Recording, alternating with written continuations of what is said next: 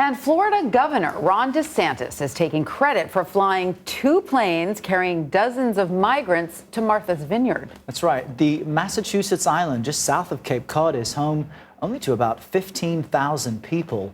Migrants on the flight say it originated near San Antonio, Texas. Florida state lawmakers set aside $12 million as part of a program to transport migrants to states like New York and California, which DeSantis refers to as sanctuary states. CBS News immigration reporter Camilo Montoya-Galvez joins us now in studio to talk about what all of this is, what all of this means. Great to see you, Camilo. I first want to read a quote from Massachusetts Senator Elizabeth Warren. She sent out this tweet, quote, "Exploiting vulnerable people for political stunts is repulsive and cruel.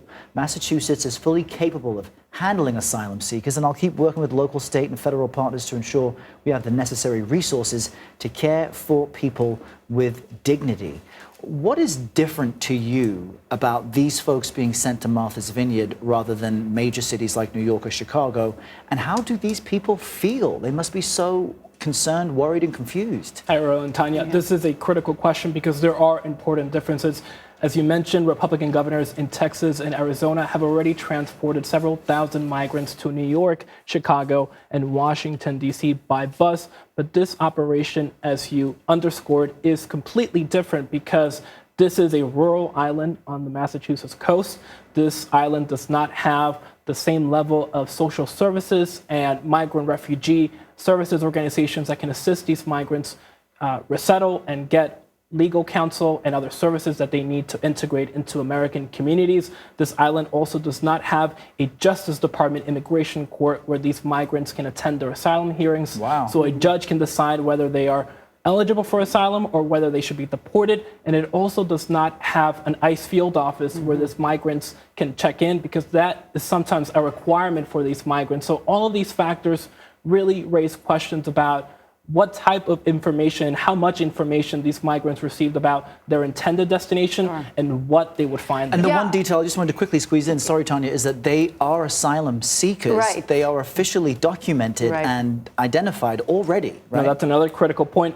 All of these migrants were processed and then released by the Department of Homeland Security, a federal agency along the U.S.-Mexico border, so they could continue their asylum cases in the U.S. And another critical point to highlight here is that we understand that the vast majority of these migrants hail from Venezuela, and this is a population that is generally released at the border because the U.S. cannot deport people to Venezuela because of the strained diplomatic relations with the authoritarian government there in Venezuela. So I spoke with a close friend today who lives on Martha's Vineyard, and he said the real problem here is there's no place for these people to go. There's no housing on Martha's Vineyard. They're sleeping in a church tonight.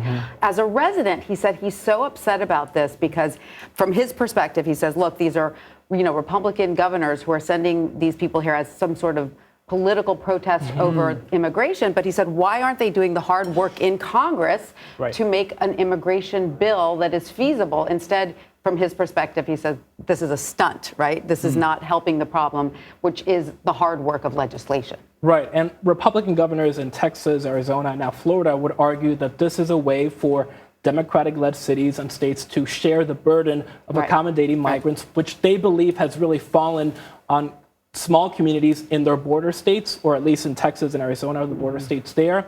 And they believe that, the administration needs to get tougher at the border, that they need to implement more hardline measures to deter people from coming. We have recorded unprecedented levels of migrant apprehensions over the past year under President Biden, and Republicans want to see more action on this front. But again, yes, advocates in the administration would argue that this is a political stunt, that they're using human beings, desperate human beings, as political pawns in a policy dispute. And to be frank, some of these officials in Arizona, Texas, and Florida have been pretty open about the political motivations behind this effort, suggesting that it is a way to punish liberal communities for what they see as encouraging illegal immigration. Right. It is interesting that the governor of Florida flew these migrants who originated in Texas, right? I mean, also because there is a cost to even what they're doing now. And you mentioned, for all the emotions this stirs up, politically speaking, I just keep coming back to what these men, women, and children must be feeling themselves. Right.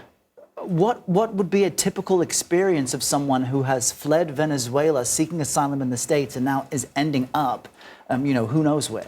Yeah, I mean, regardless of your policy positions on this polarizing issue and on whether you believe these migrants should be here in the first place, it's hard not to empathize with the plight of these folks. A lot of them are fleeing political persecution in places like Venezuela, Cuba, and Nicaragua, or crushing poverty in countries like Haiti and Guatemala.